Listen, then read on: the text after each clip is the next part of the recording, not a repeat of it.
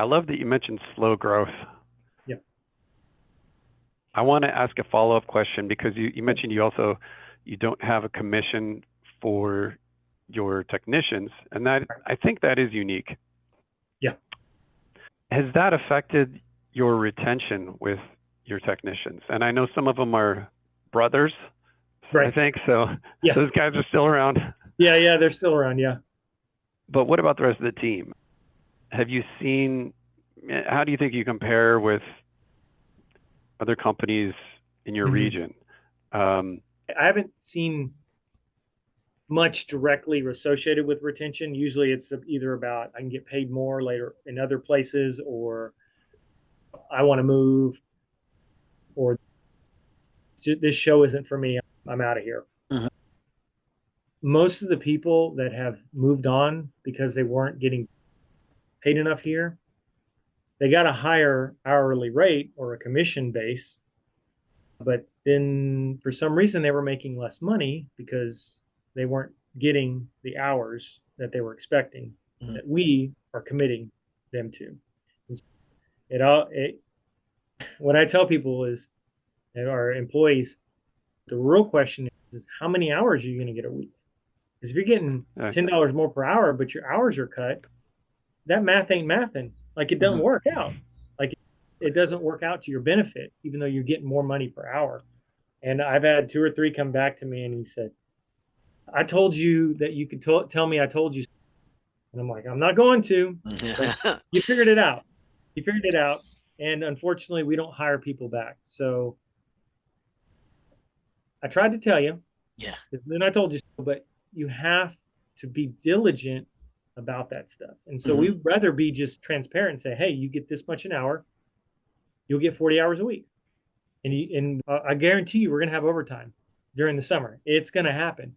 So you can bank on that when it gets busy. And I expect you to deliver high quality work because I'm paying you for this. And I want you to have a desire to do it. And that's something that not everybody does. And at that point, we usually weed them out in the first year or so because it's just they're not cut out for it. They don't want Mhm. it. But to answer that one step further, I think the biggest difference I see is in the customer. how does the customer see that? So they don't see that we're there just trying to close deals left and right. They see we come, we fix the problem, we give them exactly what they need, offer some solutions, and move on. I have countless reviews where people say, "Oh, they didn't try to hard sell me on stuff.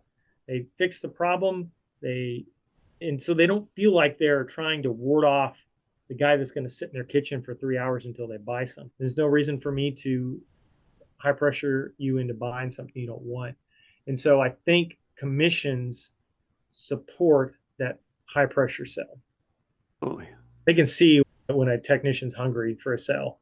And I don't want them to come in hungry. I want them to not hungry for a sell, but hungry to fix your problem. Mhm.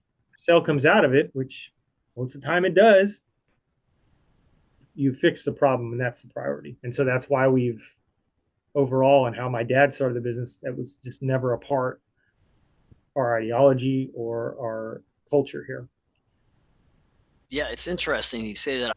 I've heard folks that have gotten away from spiffs Mm, for certain pieces of equipment because they felt that it disincentivized other pieces. So you go in mm, there, and even though, especially with the air advice, you're seeing that they need help, they need better particle solutions, but that's not mm. one of your things that you get a spiff on.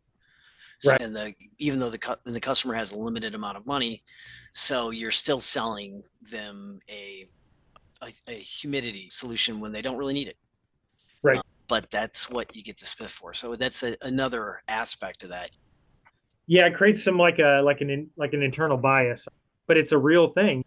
You have these thoughts in your mind or these considerations, and you'll redirect it. And so we want to eliminate those as best we can.